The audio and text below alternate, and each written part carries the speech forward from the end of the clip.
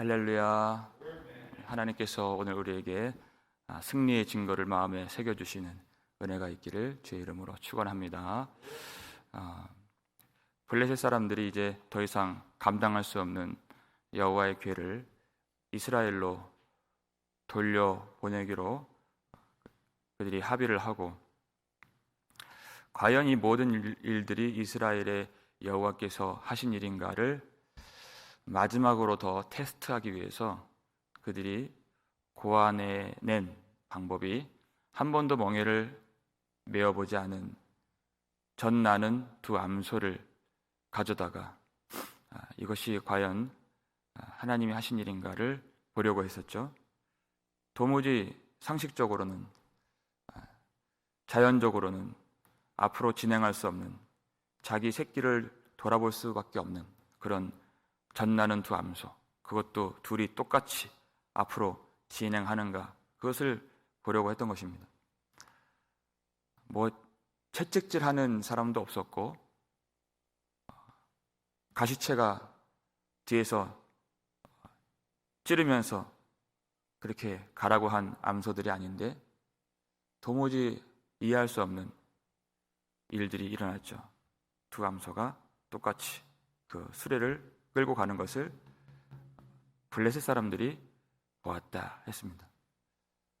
이 모든 일들이 여호와의 언약궤가 이스라엘 신이 힘이 없어서 여기에 끌려온 것이 아니라 여호와께서 친히 그 땅에 들어가셨고 여호와의 손으로 엄중히 재앙을 친히 내리셨고, 그리고 다시 돌아가시는 그것도 여호와의 손으로 그 소들을 이끌어 주셔서 하나님이 모든 일들을 하신 것임을 그들의 눈으로 확인을 한 것입니다. 그리고 그 두 암소가 끄는 그 수레가 벳세메스라고 하는 이스라엘 지경 내에 들어가는 것을 그들이 확인했죠. 13절 말씀을 볼까요? 읽겠습니다. 벳세메스 사람들이 골짜기에서 밀을 베다가 눈을 들어 궤를 보고 그 본 것을 기뻐하더니. 아멘. 그랬습니다. 벳세메스 사람들이 그랬어요. 이스라엘 내에 있으면서 블레셋과 가까운 곳이었겠죠. 이들의 골짜기에서 밀을 베고 있었다 그랬습니다. 밀을 벤다는 것은 추수를 하고 있었다는 것입니다.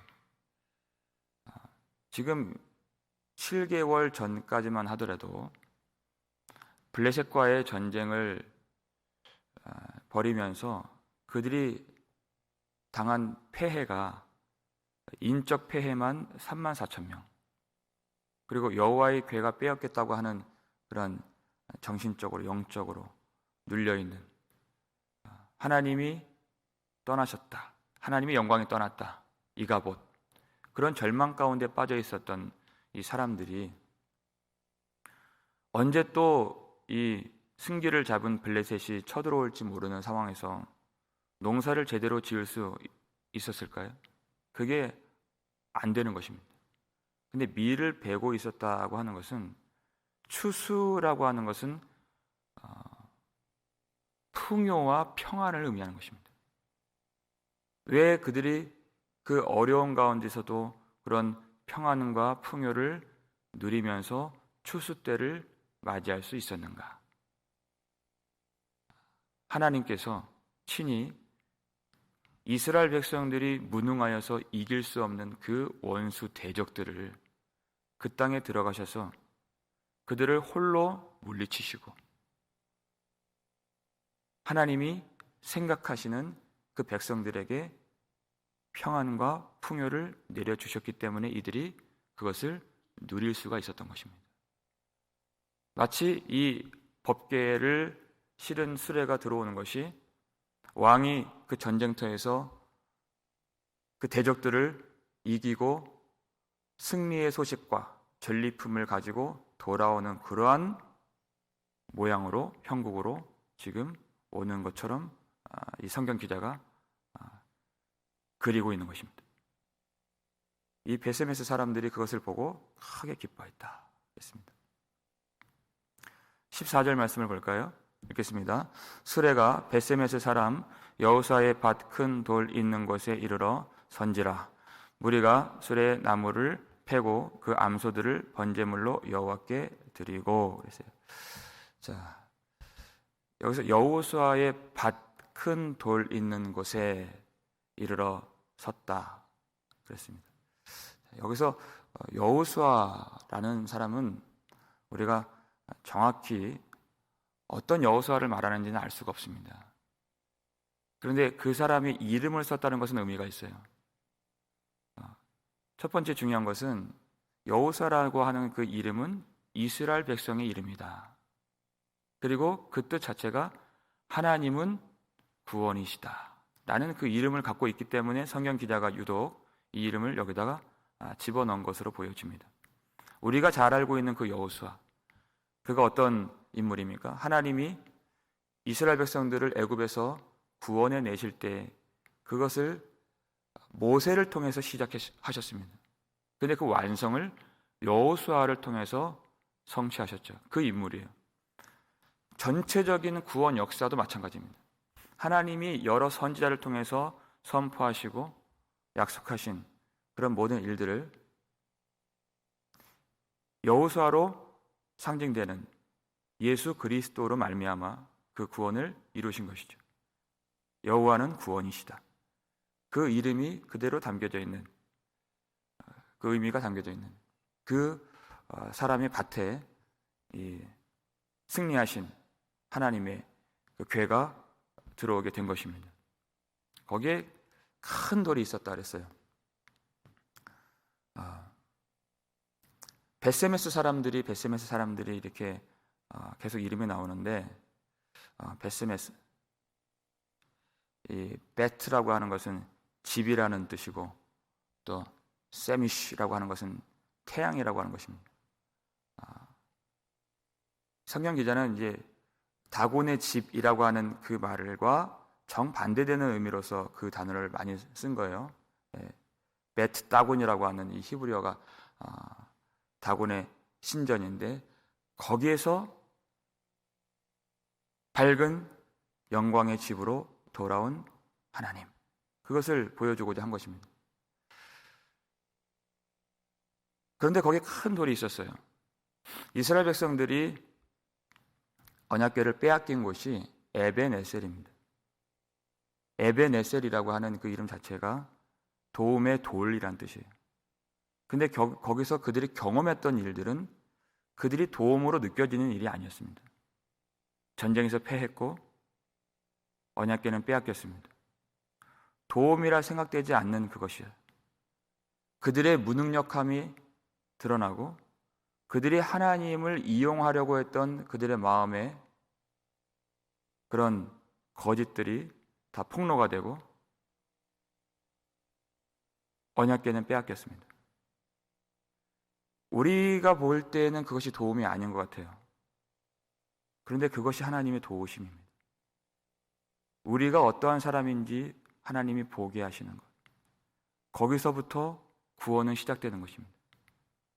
그리고 하나님은 완전히 능력이 없는 그 사람들이 아닌 하나님께서 홀로 대적을, 원수를 물리치시고 멸하시고 위대하고 강하신 구원의 반석으로서 다시 돌아오시고 그들에게 구원을 베푸시는 하나님의 영광을 나타내신 것입니다. 그것이 도움이라는 것이에요. 그 일들을 하나님이 다 이루셨습니다. 그리고 나서 그 승리의 기쁨을 그들이 누리는 가운데서 번제를 드렸죠. 수레를 패서 번제 나무로 삼고 장작으로 삼고, 그리고 그 암소 2마리를 가져다가 번제물로 삼았습니다. 한번 하나님께 쓰여졌던 것들은 온전히 하나님께 바쳐져야 하는 것입니다. 그 수레는 다시 사람이 쓸 수 없는 것이에요. 한 번 하나님의 사람은 영원히 하나님의 사람입니다. 그 사람이 어디서 세상에서 무엇을 하겠습니까? 그렇게 할 수가 없는 것이에요. 그래서 온전히 바쳐지는 제사인 번제의 물로 드린 것이에요.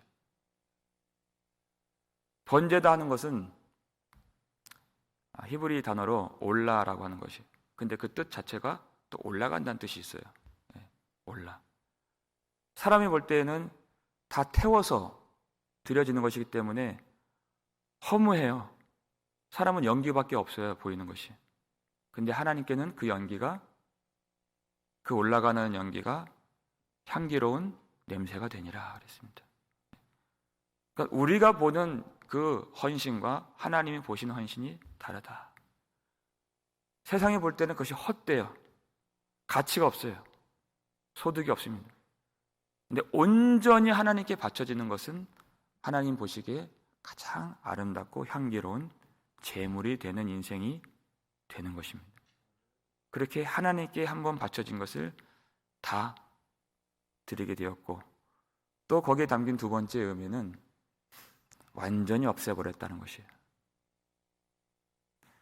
이스라엘 백성들 입장에서는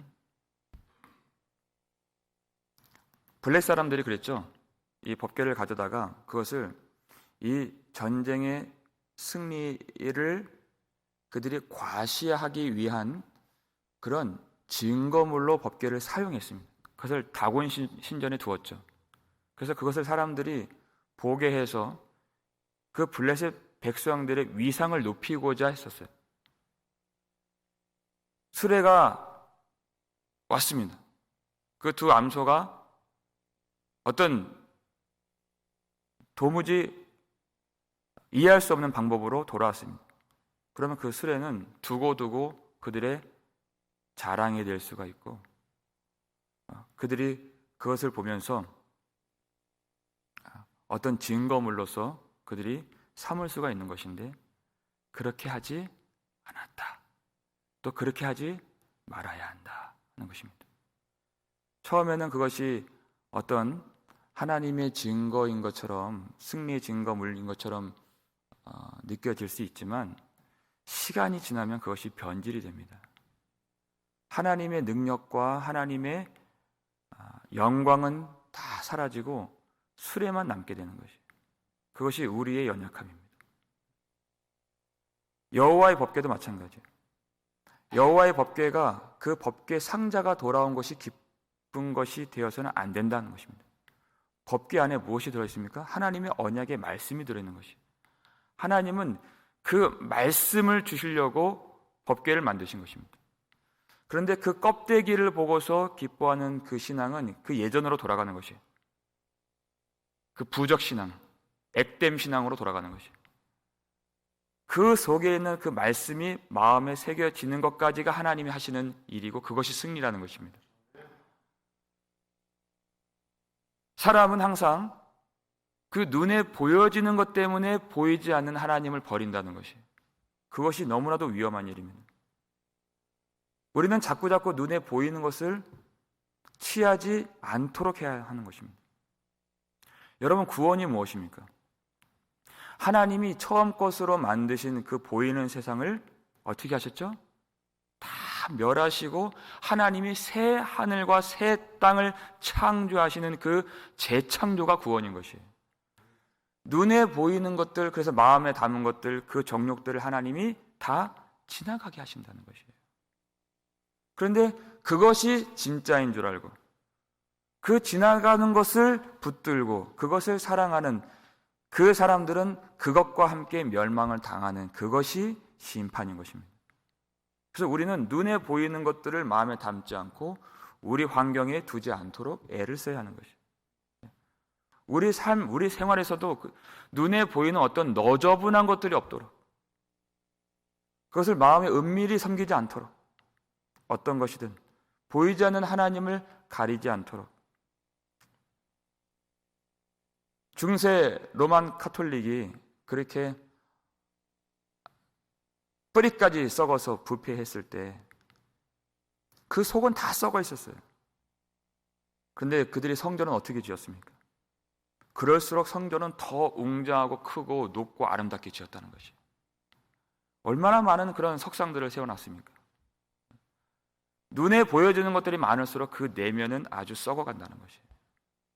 우리는 그러지 않도록 우리 교회도 뭔가 의미를 담고 있는 것들이 사실 많이 필요가 없습니다. 하나님은 우리 속에 말씀이 들어가는 그것만 원하시는 것이. 그것이 우리의 승리의 증거이지 다른 증거가 필요 없는 것입니다. 눈에 보이는 것들이 너무저분할수록 그 내면은 부패하고 썩어가고 연약해질 수밖에 없다는 것이에요. 그래서 이 사람들이 그 승리의 증거라고 할 수 있는 금으로 만든 금 독종과 금 쥐들이 있었잖아요.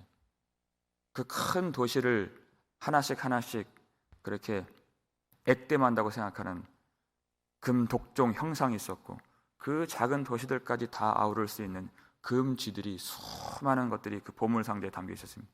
그것을 여호수아 밭 큰 돌 위에 올려놓았다 그랬어요.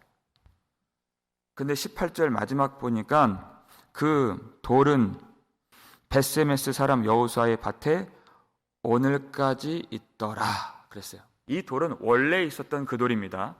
근데 거기서 온 것들은 다 없어요. 뭐만 남았습니까? 돌만 남았다는 것이. 돌은 남았어요. 그런데 그 돌은 오늘까지 있더라 그랬습니다. 하나님의 영광이 돌아온 이후의 돌은 그 전과 다른 돌인 것입니다. 그때 그 돌은 하나님의 승리를 의미하는 돌이었어요. 그리고 원래 있던 돌이었습니다. 그것 말고는 다 치워버렸어요. 나무는 원래 그 나무의 그 쓰임대로 번제의 그 장작으로 쓰면 되는 것이에요. 암소는 그저 들여지면 되는 것이에요. 뭐 그 금 형상들은 모르겠어요. 원래 있는 그 쓰임대로 돌아가면 되는 것이고, 하나님의 그 승리의 증거만 남으면 되는 것이에요. 성경에서 돌은 아주 여러 번 하나님께서 구원해 주신 그 증거물로 채택이 되었습니다. 아주 여러 번. 요단강을 건넜을 때에도 그 12돌을 취했죠. 야곱이 노중에서 잠을 들다가 하나님을 경험하고 하나님 말씀을 받고 언약을 받았습니다. 그때 그가 일어나서 돌을 취하여서 베고 잤던 그 돌을 세워서 기름을 붓고 그 곳이 하나님의 집이요 하늘의 문이라고 선포했습니다. 하나님의 증거예요. 여호수아도 하나님께서 주신 말씀을 그가 율법책에 적고 모든 가증한 우상들을 떠나고 그 마음을 온전히 하나님을 향하라, 그 말씀을 주셨을 때 그가 마음에 감동이 되어서 돌을 취하고 이렇게 선포했습니다. 마지막으로 이 말씀 읽겠습니다. 여호수아서 24장 27절 말씀 읽겠습니다.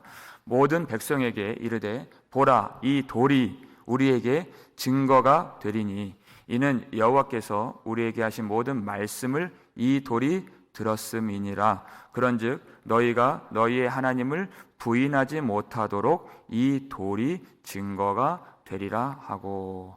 아멘. 그랬어요. 지금 여호와께서 이 백성들에게 주신 말씀들, 이 말씀을 누가 들었다는 것입니까? 이 모든 말씀을 이 돌이 들었다는 것이에요. 그러니까 이 말씀을 듣고서 순종하지 아니하면 무엇보다 못한 것이에요? 무엇보다 못해요? 돌보다 못하는 것이에요. 그래서 예수님 입성하실 때 그 제자들이 무리가 와서 예수님을 찬양했잖아요. 근데 바리새인들이 그들을 꾸짖으라 예수님께 요청을 하니까 예수님이 저들이 침묵하면 돌들이 소리 지르리라 하신 것이. 돌은 항상 그 백성들을 의미하는 것입니다. 그래서 그 마음을 신비라고 하셨어요. 그 승리의 증거가 무엇이냐? 우리 돌 같은 우리 마음, 우리 신비에 하나님의 말씀이 새겨지는 것이에요. 그러면 위대한 반석이신, 구원의 반석이신 하나님이 우리와 함께 하시는 그 승리의 영광을 우리가 누릴 수가 있게 되는 것입니다. 원래 있던 그 돌에 하나님의 영광이 임하고 그 승리가 임하고 말씀이 임했습니다.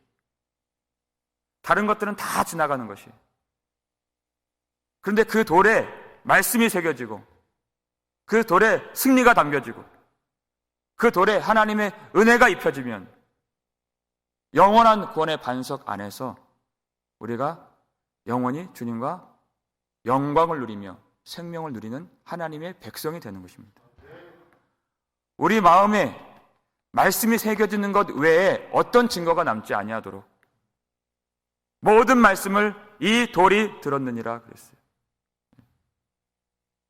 그 전에는 아주 강팍하고 완악한 돌 같은 마음이었지만 우리 마음속에 하나님이 홀로 이루신 그 승리의 증거들을 새겨주시고 이제까지 모든 행적 가운데에서 여호와께서 이루신 모든 은혜의 말씀들을 새겨주시고 우리 마음속에 예수 그리스도의 십자가와 부활의 진리들만 새겨주셔서 어디를 가든지 그 말씀과 함께하고 하나님의 승리의 영광으로 주님께 찬송하며 감사하며 주님을 생각하고 주님만 바라볼 수 있는 구원의 반석 안에서 영원한 승리를 누릴 수 있는 저와 여러분 되시기를 주의 이름으로 축원합니다. 아버지 하나님 감사를 드립니다. 아버지 하나님, 절대 하나님의 영광을 볼 수 없는 저희들에게 하나님이 홀로 이루신 그 위대하신 일로 말미암아 오늘도 하나님의 구원의 증거를 발견하게 해주시고 하나님의 놀라운 능력을 깨달을 수 있도록 도와주시니 감사드립니다. 우리는 그 평안과 풍요를 누릴 수가 없었던 무능력하고 무지하고 하나님을 버린 자들이었습니다. 그렇지만 하나님이 다시 우리 가운데 임하여 주시고 언약 안에서 절대 버리지 아니하시는 은혜를 베풀어 주셨사오니 그 은혜의 힘을 의지하며 성령을 따라 살아갈 수 있도록 귀한 성도들을 축복하여 주시옵소서. 우리도 하나님께 온전한 번제를 드리며 나의 모든 것을 다 주님께 돌려드릴 수 있는 나의 그 어떤 부분도 세상으로 다시 돌이키지 않도록 우리의 모든 삶을 주님이 받아주시고 우리의 마음을 주님이 받아주시고 하나님 우리의 삶 속에 오직 살아계신 하나님의 구원의 역사만 남고 구원의 증거만 남고 하나님의 말씀만 남을 수 있도록 주님께서 도와주시옵소서. 하나님의 말씀 외에 그 어떤 것도 내가 가증스럽게 섬기지 않도록 도와주시고 우리 교회, 우리 귀한 성도들의 가정에서 그 마음에서 하나님의 살아계신 그 임재의 역사와 그 말씀과 그 은혜와 승리만이 담겨서 하나님께 영광 돌릴 수 있도록 도와주시옵소서. 우리 어떤 상황에서도 그 믿음 잃지 않도록 도와주시고 성도들의 어려운 형편 주님이 다 아십니다. 그 공고한 마음을 주님이 아시고 그 외로움과 그 모든 그 마음의 답답함과 상처, 그 몸의 약함을 주님이 아시오니 이 시간 불쌍히 여겨주시고 우리가 쉬지 않고 부르짖어 기도하오니 그 기도를 응답하여 주시고 우리가 구한 것보다 더 좋은 것을 주시며 눈에 보이진 않지만 영원하신 하나님, 우리 구원의 반석이신 하나님이 우리 가운데 임하시고 함께 하시는 놀라운 영광을 오늘 이 아침에 경험할 수 있도록 주님 도와주시옵소서. 감사를 드렸고 우리를 구속해 주신 예수 그리스도의 이름으로 축복하며 기도 올리옵나이다. 아멘.